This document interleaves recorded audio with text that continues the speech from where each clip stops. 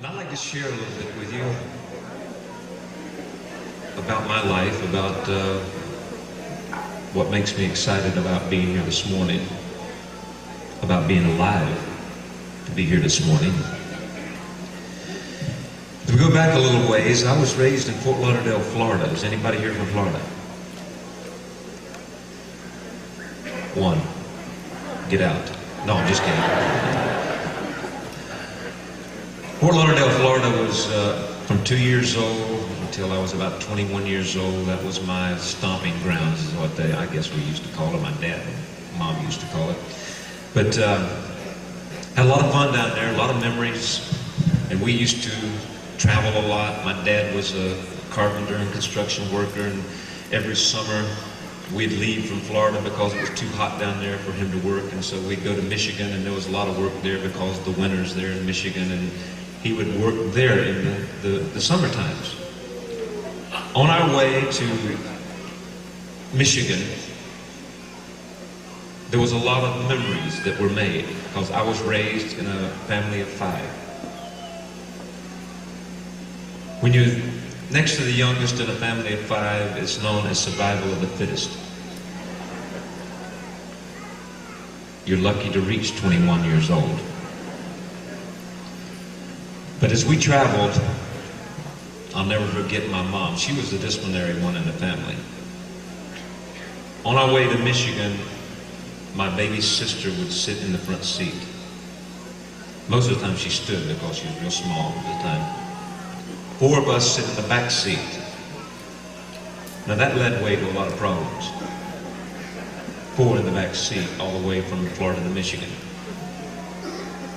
And at that time they didn't have interstates either.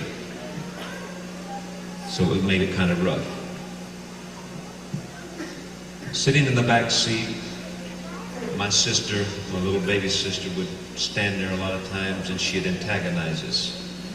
She'd look back at us, make faces at us, and at that time we were young enough where it didn't really sit well with us. And I remember one day that my brother hauled off and just slapped her as hard as he could. She fell down in the seat. She went into the front floorboard. She was squirming. She was screaming like he'd have killed her. Actually, he hadn't, but she was trying to get Mother to turn around and do something to us. My mother turned around and said, "Who did it?" Nobody had done it.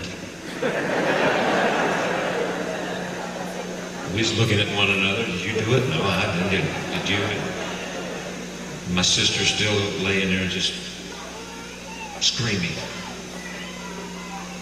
So my mother had eyes in the back of her head. She could be looking forward and know what's going on behind her.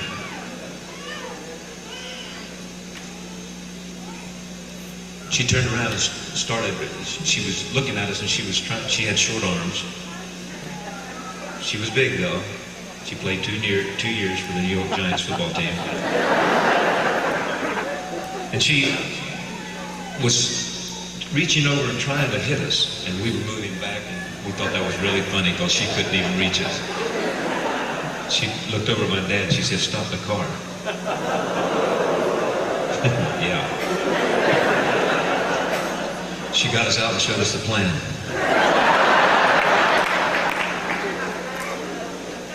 Sponsored every one of us.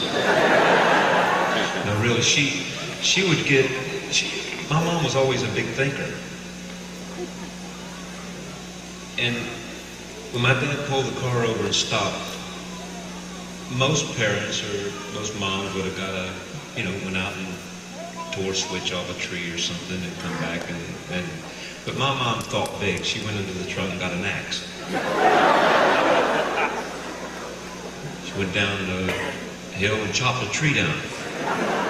Come dragging it back up the hill. Of course, at that time, anything looked like a tree to us, and wore us all out. I'll never forget the time that I felt that I had arrived. 13 years old, I wasn't going to church anymore. And I was sitting on the couch that night, Sunday night, about 6 o'clock, and I was watching TV, drinking a Coke. Mom walked through the door, and everybody else getting ready for church. She said, "What are you doing?" I said, "Well, I'm not going to church tonight, Mom. I'm 13. And I just feel like I've been to church enough for a lifetime." She says, "You're not what?" And I looked back at her and I saw this expression on her face, and I didn't want to answer any further. I said, "Mom, my arms are hurting and my head is aching and my legs are hurting, my feet hurt and my stomach's hurting." She says, "If you feel that bad, get ready. We're going to take you to church and pray for you." So all the way to church that night, I was trying to explain to her there wasn't nothing wrong with me. Because I could see myself walking down the aisle and they were going to pray for me and everything. And I still believed enough in God that I figured that if I went there and prayed for all those things I said were wrong with me, God had given to me before I got back to the aisle. So I just did it. A lot of memories. 3 years old, I started singing in church. 13 years old, I took my first drink of alcohol. Before I reached 21 years old, I was a full-fledged alcoholic. I guess you can call yourself an alcoholic when you drink every day, and you need it.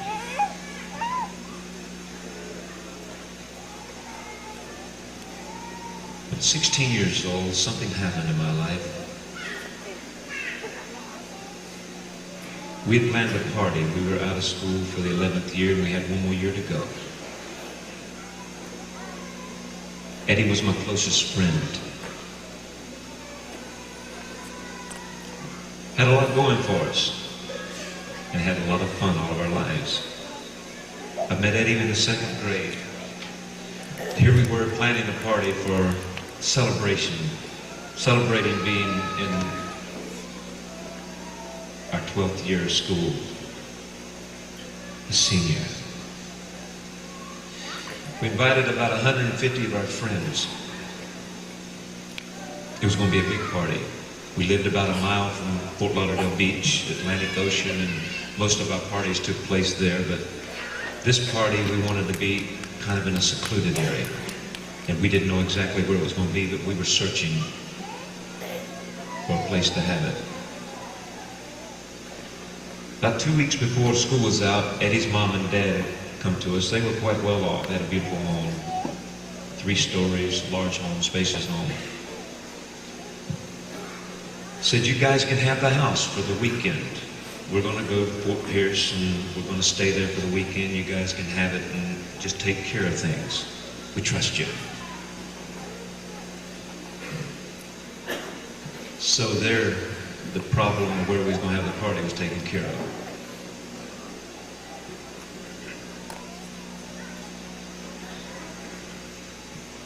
Friday came, we went and got our report cards that morning, got back to Eddie's house about 1 or 2 o'clock that afternoon, and we'd invited all those people, and after Eddie's mom and dad said we could have the house for the weekend, we invited about 100 more, so that was somewhere around 250 of our friends, all over South Florida. We didn't care where they came from, we just going to have a big party. We told everybody to bring their own booze and drugs, whatever they want to do for the weekend. We figured that way we'd have plenty. I remember the first car that arrived that afternoon. We took the bottom floor of his house, and we planned a place in a little room and a space over in the corner where we were going to stack all the liquor and beer that came in. First car that arrived, 5 cases of Budweiser and 1 case of Old Grandad Thistle whiskey. We took it and started stacking it in the corner, and a lot more would arrive very soon. At 6 o'clock that night, we got the urge to go down to the beach. We filled the trunks of about 2 or 3 cars with beer, cases of beer, and went down to the beach, crashed a couple parties there, and then went to a couple others at some homes that were going on. Then went back to our own about 10 o'clock. It was around 10:30. Eddie was standing in the middle of about 50 or 60 friends in the large, spacious living room on the third floor of Eddie's house.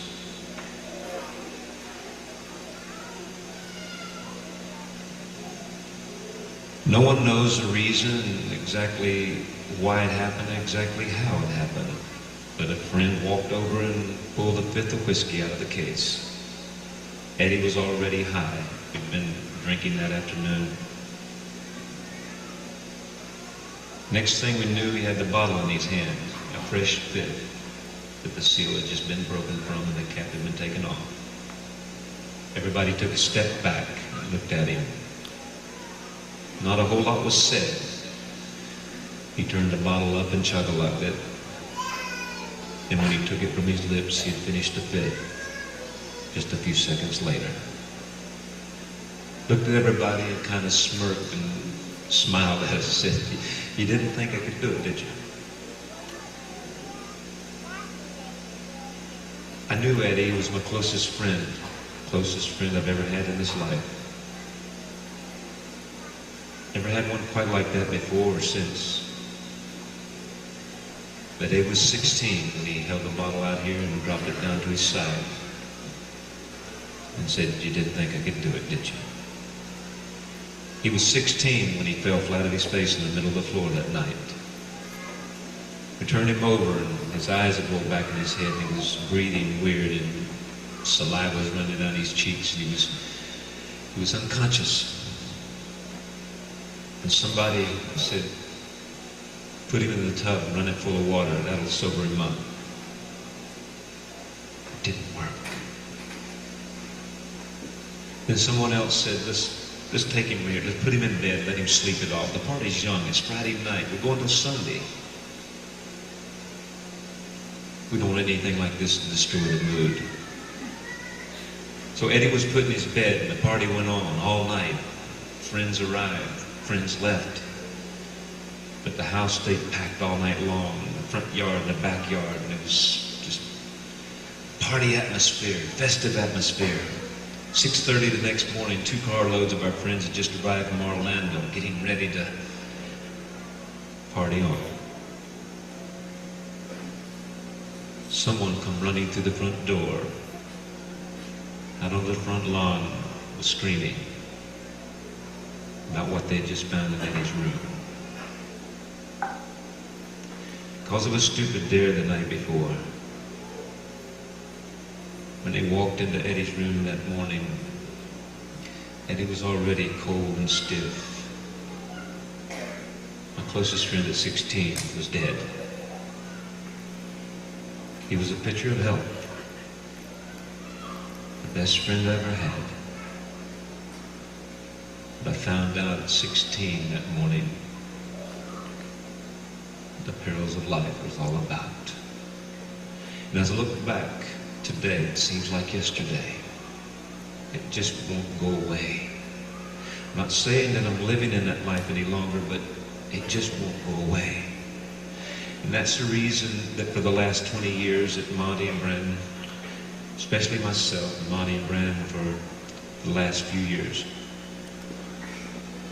that I've been traveling to schools because I know how important it is to help young people not do the things you're doing and to cut it off before it happens, because it just won't go away.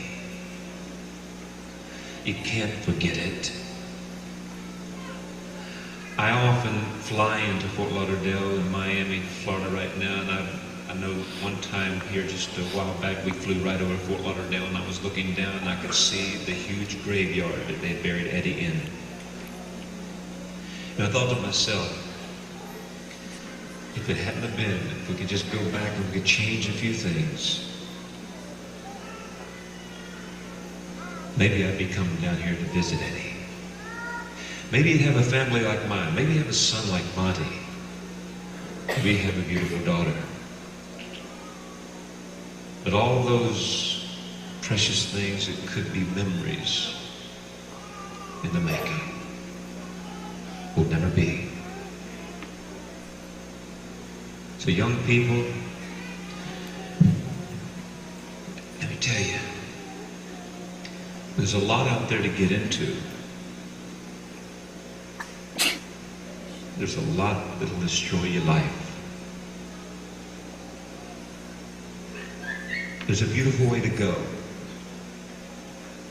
I found it the hard way. I found it at the point of death.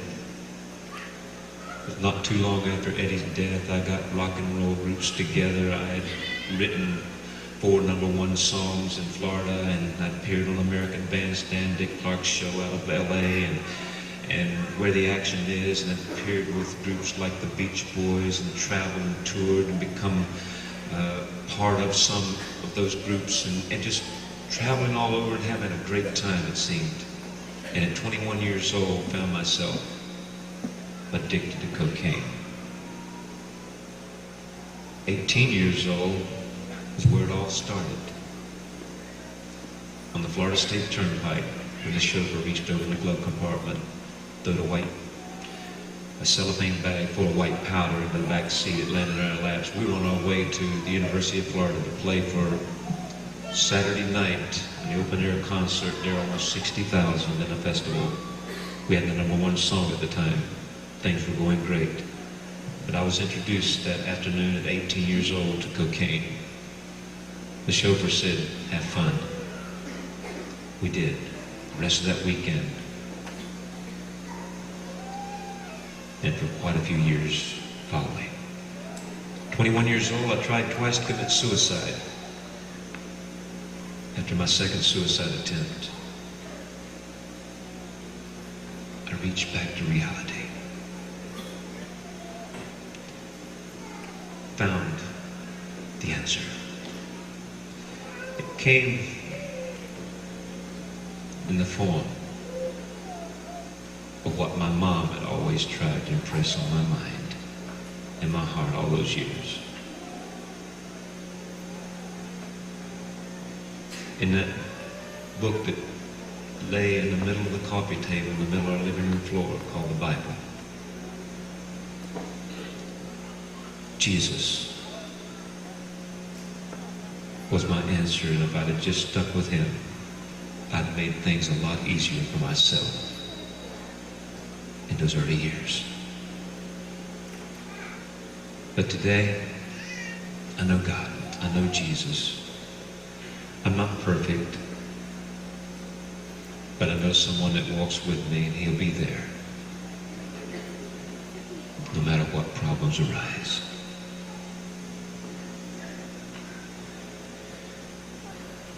I'd like to say just one thing and share one story with you that has stuck with me all through these years. I didn't know why God saved me. I didn't know why he chose to let me live when so many of my friends died around me. When I was head pallbearer at 4 of my friends' funeral, and I lost 8 before I reached 21 years old of my close friends because of drugs and alcohol. I look back today and I sometimes wonder, why, God? Why were you that good to me? Then as I look back over the past 20 years, God has used me in his service, and I give him all the credit. When I see the 14,000 names that we have on record in our offices in East Tennessee, in Atlanta alone, of young people in high schools and junior highs there that have come to know Christ because of our ministries there and our crusades, I get to thinking maybe he let me live for a purpose.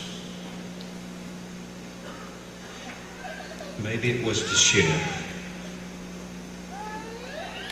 what some young person out there might not have ever heard at their home or in their home.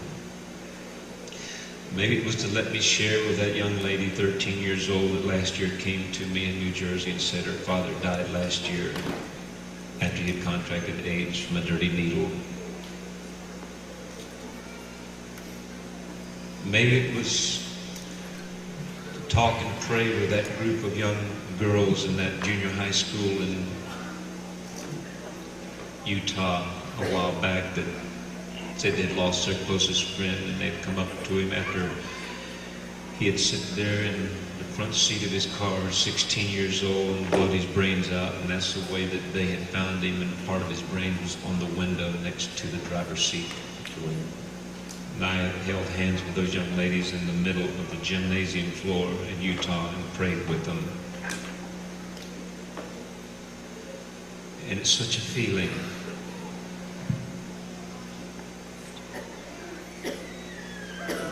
What a lot of them think is such a hopeless case. The young man that I was asked to go visit in Fort Lauderdale Broward General Hospital by his mom and dad. I never met them today. Never have seen them. They called me. I was on my way back to Tennessee. And they said, would you go visit our son? We lost communication with him. He's got a lot of problems, but nothing that surpasses the problem he has now. He's dying. He's 13 years old. And the doctors say he doesn't have much hope to live.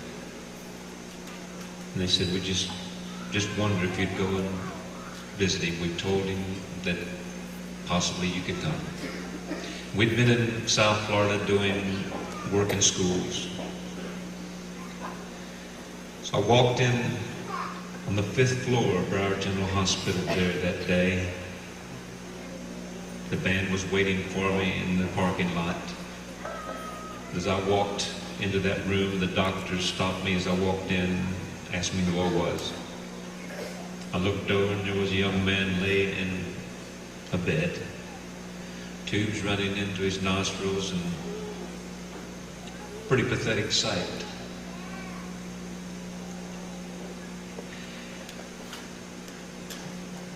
For 3 days straight, he had sniffed glue, paint thinner, Tylenol, anything he could get his hands on. He was upset about life. At a time and age that he should have been most excited about it, he was upset and a little fed up with it. At the end of that 3 days, he'd take almost a half a can of cleaning fluid and drink it. And that was what brought him to lay in between life and death, and the pathetic sight that I saw as I walked in. And as I walked over, I'd brought a small Bible to read with him. As I looked down on the bed, he looked up at me. He was staring at the ceiling, and his eyes were real glassy. And he just kind of looked over and looked up at me, and my eyes met his, and he said, "Are you Sammy?" I said, "Yeah."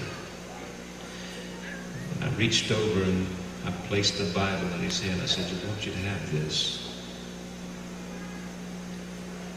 And I could see a tear begin to kind of fall down his cheek.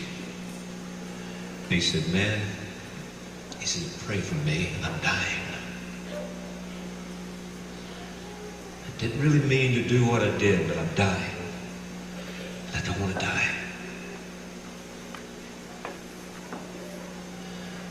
I wish you could be with us in the schools and the countless hundred thousands of young people that we have met over the years.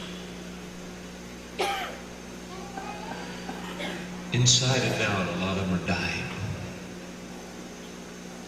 A lot of them are dead to this life and don't even know it because they've lost contact with reality and what God is all about. We've shoved on them so many things.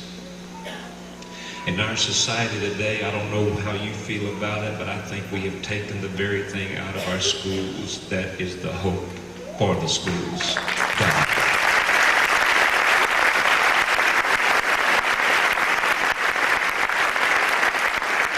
Something's wrong. Why can't we understand and see?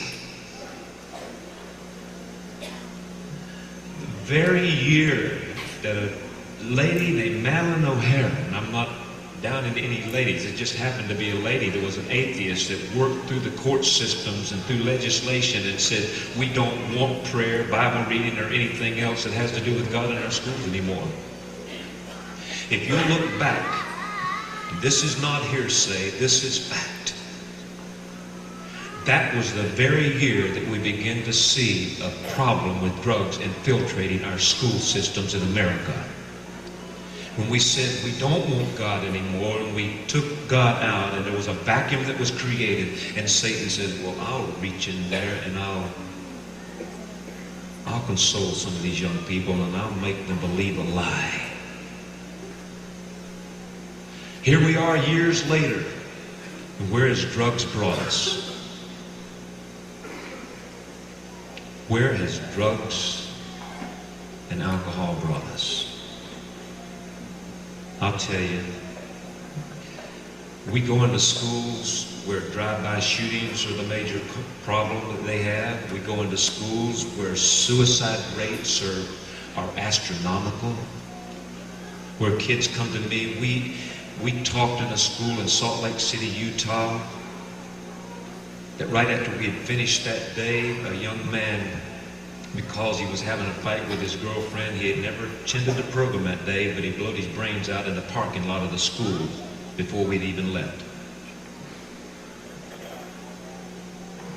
There's a problem. And drugs and alcohol have brought us to that problem. And the real problem lies when we said, God, we're going to separate you. You're going to be over here, and we're going to be over here.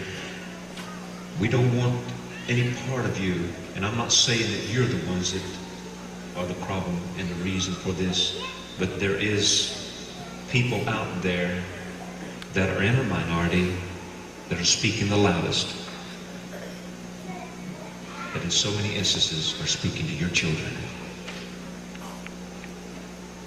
The junior high school that the principal came to before we went on, 2,800 students, talked to me about how there in that junior high school they had dogs walking through the hallways all day, sniffing out lockers and talking about his problems, that they, you know, the kids bringing brown paper bags with pints of whiskey in it, and at junior high school.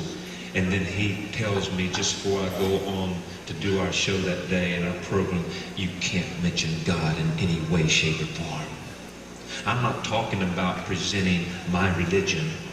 I'm not talking about presenting the way I believe necessarily, but I'm talking about getting back to the basics that our country was founded on. In God we trust.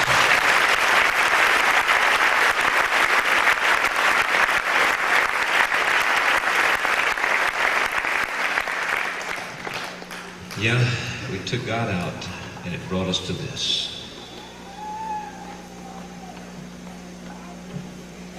Drugs was the undermining reason. Dirty needles. AIDS. And we see in our high schools today when they should be passing out literature to let the kids learn a little bit more. Instead of teaching abstinence, we pass out the condoms.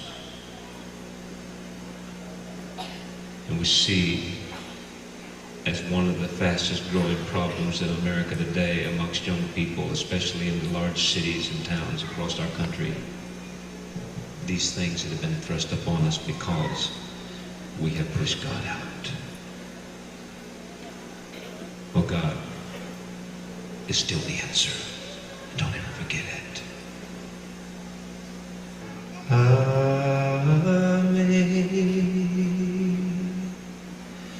Amazing grace, how sweet the sound that saved a wretch like me.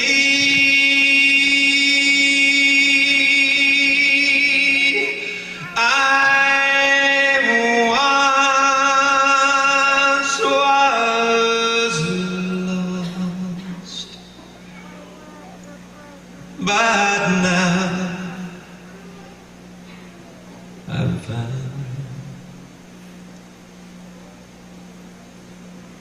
I was blind, but now I